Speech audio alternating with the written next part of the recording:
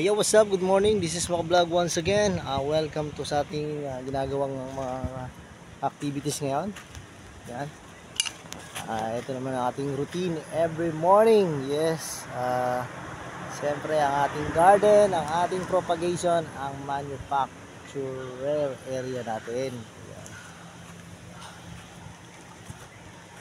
Ito ginagawa natin ngayon, guys. Nagkakaroon tayo ng tatanim na natin yung ating mga ewan ko anong week yung sinabi natin noong nakaraan. Tinanim na natin.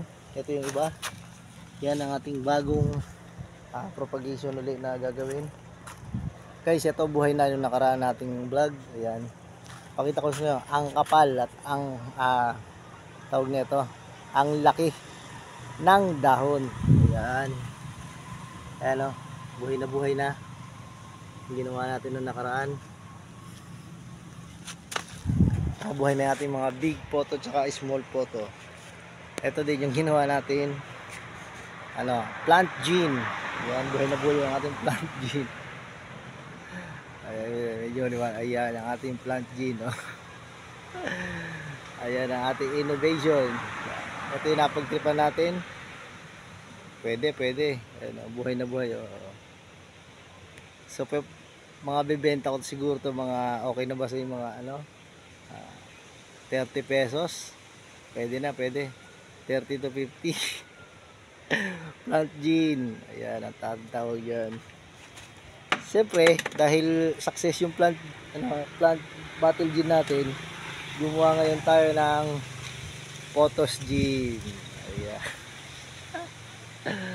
Ayan ang ating photos gene na ginawa. Mga ilang days kaya to, tignan natin ulit sa next vlog natin, mga 2 to 3 days o kaya 1 week, para titignan natin kung mabubuhay siya ng thriving dito. Ayan. Siyempre ginawa ko din yung mas malaki saka yung mas maliit. Dito naman sa medyo malaki to, di ko alam kung anong bottle to Alfonso. Ayan, Alfonso bottle yan. Sari-sari na tayo, guys. Yung makapagtripan dito, okay lang, at least nagtatry din natin mga halaman. Ayan. Then nagtry din tayo ng bougainvillea. Titignan natin kung magiging successful tong iba na to. Ayan. Pero yung iba okay na, 2 to 3 days papakita ko. Ito hindi ko lang alam kung successful to Yan yung ating ineksperimentuhan. Pero itong 2 to 3 days lang, ayos. Ayan